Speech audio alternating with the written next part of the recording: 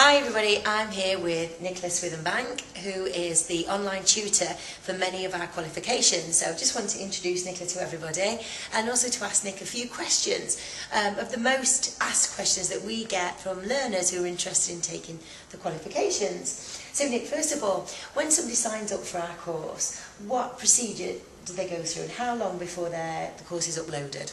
Well, obviously they need to go through Leslie and do all the registration forms. And from there, it probably takes about a week because we need to obviously register with Active IQ and then get everything rolling there so they can go onto the worksheets. Yeah. So once Leslie sent them their Excel spreadsheet, then we'll send it back, we send it to Active IQ, and Active IQ then upload the course, which takes about a week. About a week. So once they've uploaded the course onto Active IQ, they have a password and username, and then what happens? Right, so with the password and username, they go on the website, and you just go to the home page of Active IQ and they'll find the login part where they put in their password, and then they'll access their course and they'll be able to see which course they're actually doing, and then there's all the worksheets and everything there. And what do the worksheets, what kind of things do the worksheet? I mean, broadly, because we're talking across all the qualifications. So if someone gets into the Active IQ website, what are they faced with? They're faced with a series of sort of different worksheets appropriate to the qualification that they're taking. And there's a lot of knowledge work in there. There's a lot of PowerPoint presentations, sort of diagrams, all different information that will help them, because when they come to the end of each section, they have a little bit of a test. Okay. So it might be for some qualifications you've got 10 different worksheets, some it might only be 5. Okay. It just depends. And what they need to do is then successfully answer each of the tests. It might be 8 out of 10 questions they have to get right. Okay. If they don't, they go back and they have to sort of redo until they've got that success rate. So basically it's either a diagram or a piece of text, so it's information that has to be absorbed, they learn, and then they're asked questions on that information they've just read. Yeah, it's all there, so you'll just probably just log in, you'll just go into one part and it will come up with a series of things, a bit of information, and then you might just branch over to the other side and there'll be colour pictures or anything like that. It is very good, informative, yeah. Can you print these worksheets off? Is that a good idea for the learners to do? You can, and you can also print the whole lot, but saying that, it could be about 50 pages. Okay, so you need some printing. So it's there, and it's always there as well, so you don't lose it. And once you've successfully finished all of them, it's cleared, and it goes, and then you can download a certificate for that section and move on. Okay. And realistically, because this is the question that everybody always asks us, how long does that take?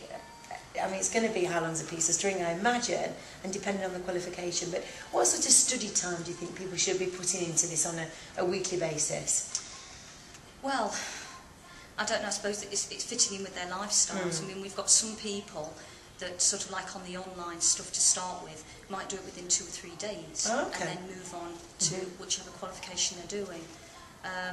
I mean, with the qualifications themselves, once they've got into doing all the session planning and arranging DVDs, if that's part of it, it could probably be about 3 months. Yet some of them probably take longer because things happen in the lifestyles and they have to move out of it. You know, so it's really wise then to set a bit of a timetable on when you're going to study, how long you're going to study for, and really schedule it into your week. You've got to be quite self-motivated, haven't you?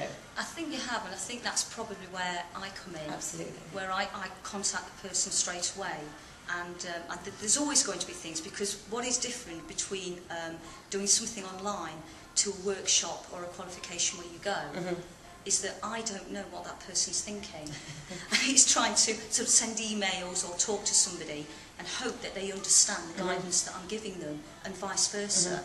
So I think that it needs to be a two-way thing, and sort of have a good contact.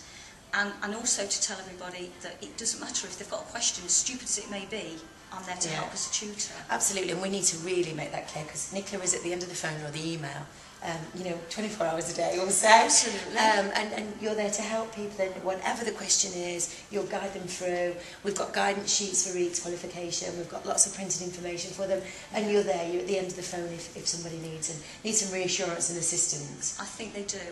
What I want everybody to remember is that the downloads and everything that come to you as attachments, if you can print them off, because we found that certain things are not printed off, and I know we leave them and then we go and do something and we get loads and loads of emails and we lose it.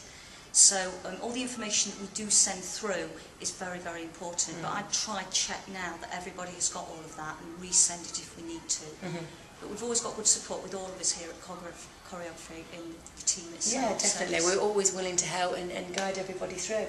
DVDs are another one. For many of the qualifications, you're going to have to produce a DVD of you teaching a session, whether it's for under 5s, ETM or gym. And again, it's any general guidelines that people really need to know about when they're putting a DVD together. And it can be quite scary for a lot of people, can't it? And I think my first thing was, don't panic. Yeah. You know, you automatically think, oh no, film it. It isn't. It's just there. It's something that hopefully you've got quite used to doing. You probably practiced. You need a minimum of 6 people within the group, and I think with the DVD as well, because you've got those 6 people, we do need to see those 6 people within the DVD, so they're in shot throughout all of there, and it's to move around and just be as natural as you possibly can.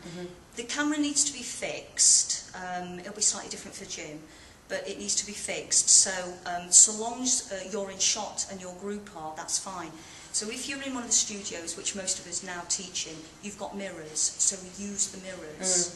So you point the camera into the mirror, perhaps? Yes, we've done it in many different ways, and I myself have experimented. That you have the camera maybe on an angle where you can see at an angle where you've got the mirrors and you can see everything. So when you move round, it doesn't matter you moving round because you're not actually in the shot with the camera itself, but you will be in the view from the mirror. Okay. So that's a good bit of information there. So. But we do provide a full list of all the information they need on the DVD and full backup and help them. I think as well another point we ought to raise is the session plans, because these are where the learners have to put quite a lot of detailed information in. Is there anything you want to add on the session plans? I know this is across the board at Qualifications. It is. I mean, do they need to be typewritten, handwritten? Does it matter? We've got different things, because obviously the session plan that comes to you is on the PDF file, so you can't amend that. So what I've done, and I've sort of modified quite a lot, is to do one which will be on Word. So every learner will be given a session plan that I will send, which will be a blank one. So they have the option then to keep it, paste it, do everything that they want to and type it out. Because you think from an assessing point of view, it's a lot easier to see something that's done computer-wise rather than written. But it just depends on what access you've got. And I don't mind, but if you do something wrong and it's written, it's a matter of screwing it up sometimes, putting it in the bin and starting again. And we change things, we amend things all the time, so it's good to use the computer to do that.